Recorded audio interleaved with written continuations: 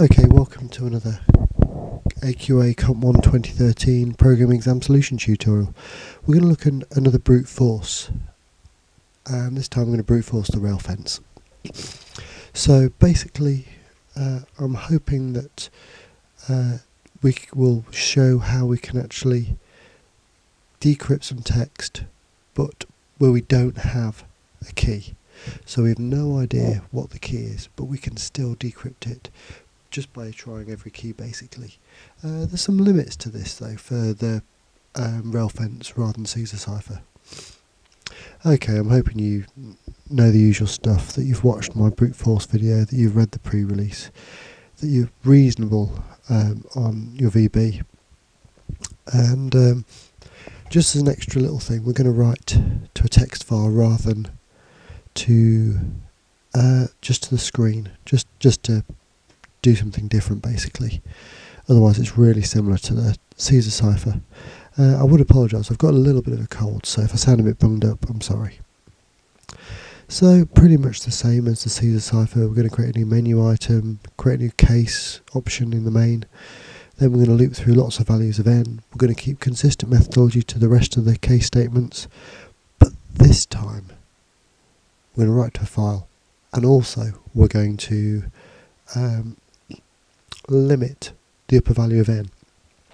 Now for decypher, the upper value of n is obviously 26 because you can't, that's how many letters are in the alphabet. But for the rail fence, it's half the number of characters in the string. I just want to quickly show you why. Just got a little website up.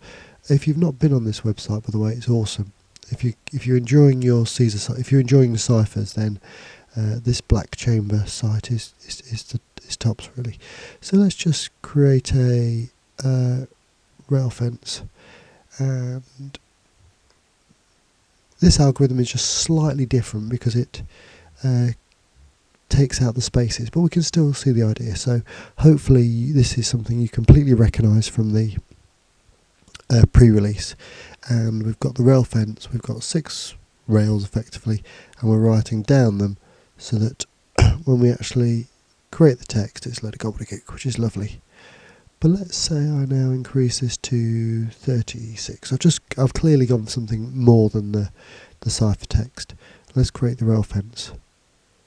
We now end up with so many rails, so many lines, that all of the code is still being written sequentially. So if I was to create a ciphertext based on that, it doesn't encode it. And even if I went for something half this, let's say 16 for the sake of argument, I'll say 18 just to be safe, and I create a rail fence. Okay, it looks pretty encoded, doesn't it? In fact, it might be. We might have to increase that to 22 just to be sure. So create a rail fence. Yeah, okay, that's definitely going to fall out at some stage. So now, when I create my ciphertext, I can clearly see fox, jumps. I've definitely got some of the text not encoded, and that's because I've effectively got more rails than I have half the number of characters. And as long as this is below half, you should be safe really. So if I go to 14 and just create a ciphertext to be quick, create rail fence, create ciphertext. There's no text in there that you can discern. So what we're just going to say is, there's a variety of ways of doing it, but we're going to say if we keep the number of lines to less than half the number of characters. Let's go back to that. We're going to use this bit of text to test it. I think you should probably expect that in the exam they're going to give you some encoded text. So encrypted text to decrypt. I doubt it'll be very hard, but just I don't know, just proof that you can use the program. I'm not going to bother showing you how to create a new main menu item, but obviously I have. I've left the decypher one in there just so that we can see how this little brute force bit has been built up. There's obviously two spaces there between K and N. I have no idea what it will be, but this is just one possibility. Right, let's have a look at actually coding this. So we'll jump to VB, and just to orientate yourselves, we're in the main sub procedure. And this is in fact where we're going to write all of our stuff. So what should we do first? We better create a case statement. So let's add a new case M, and now let's display the ciphertext because that's what we always do.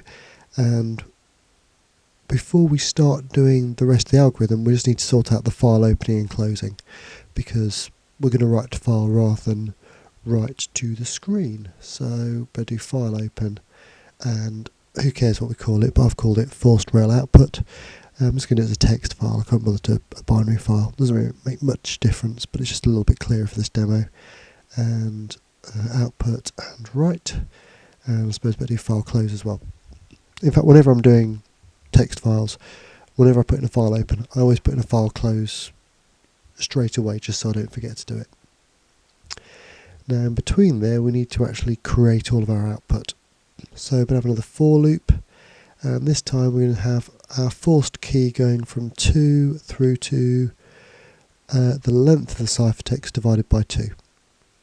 And we'll actually go all the way up to that. I know I said less than, but we might as well go up to something equal to it. And then we're just going to, exactly the same way as we did for the Caesar cipher, assign the plain text, and we're just going to decrypt using RailFence with the forced key. So the first time this goes round, it'll be value 2, then 3, then 4, then 5, then 6, then 7, then you get the idea. All the way up to half the length of the ciphertext. Right, we need to output it now, so we'll do a print line, and I'm going to put a line exactly the same as I did for the Caesar cipher, but it will get written to the file rather than to the screen, and then I'm going to write the plain text, and I'm going to put in a blank line just so that it's really clear on the text file. And that's it. It is a nice little solution. Certainly doable in the time of an exam. So hopefully you can see all the key elements. If you don't know how to open and write to files, I don't know. It's tricky for the exam board to examine the writing to files. It's also something that they haven't specifically said to us, that we need to make sure that the exam accounts have definitely got file write access. But on the other hand, they need to anyway for the creating of the exe, but I just get the feeling that they would have given us some kind of warning that we need to make sure that students know where files get written to. I don't know, maybe they don't need to say that, but I'm not massively expecting a file writing exercise to pop up, but I think it's important that you know how to write to files at the end of your lower 6th year of computing.